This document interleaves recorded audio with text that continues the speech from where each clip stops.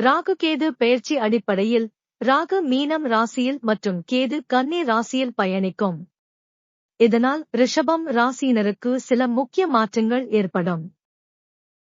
இந்த மாற்றம் ரிஷப ராசியினருக்கு பொருளாதார முன்னேற்றம், விருதுகள் மற்றும் பொது பண வாய்ப்புகள் போன்ற பலன்களை அளிக்கும். அதே சமயம் சில முக்கியமான விஷயங்களில் கவனக்குறைவு, குழந்தைகள் குறித்த கவலைகள் போன்ற சவால்களும் இருக்கலாம். புதிய வேலை வாய்ப்புகள் கிடைக்கும். அரசு வேலைக்கு முயற்சி செய்பவர்கள் சாதகமான முடிவுகளை பெறலாம். வியாபாரத்தில் புதிய ஒப்பந்தங்கள், பரிந்துரை மூலம் வளர்ச்சி கிடைக்கும். சக ஊழியர்கள் மற்றும் மேலதிகாரிகளுடன் அனுசரித்து போக வேண்டும்.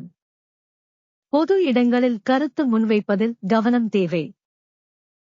வருமானம் அதிகரிக்கும், இலாபகரமான முதலீடுகள் கிடைக்கும். நிலம், வீடு வாங்கும் யோகம். எதிர்பாராத பணவரவு கிடைக்கலாம். உறவினர்களால் சில செலவுகள் அதிகரிக்கலாம். அனாவசிய செலவுகளை கட்டுப்படுத்துவது நல்லது. உறவினர்களின் ஆதரவு கிடைக்கும். திருமணத்திற்கான முயற்சிகள் வெற்றியளிக்கும். உறவினர்களிடையே நல்ல கருத்து பரிமாற்றம் இருக்கும். குழந்தைகளின் கல்வி, எதிர்காலம் குறித்து கவலை இருக்கலாம். காதல் தொடர்பில் சில குழப்பங்கள் இருக்கலாம்.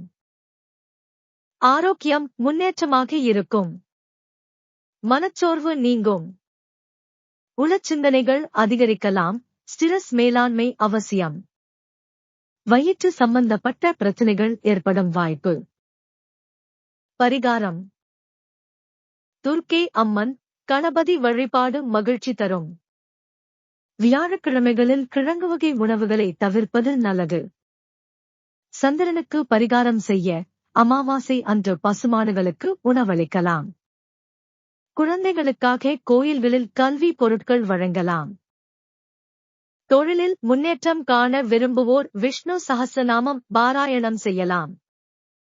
பணவரவை கட்டுப்படுத்த செவ்வாய் மற்றும் சுக்கிர பகவானுக்கு அபிஷேகம் செய்யலாம்.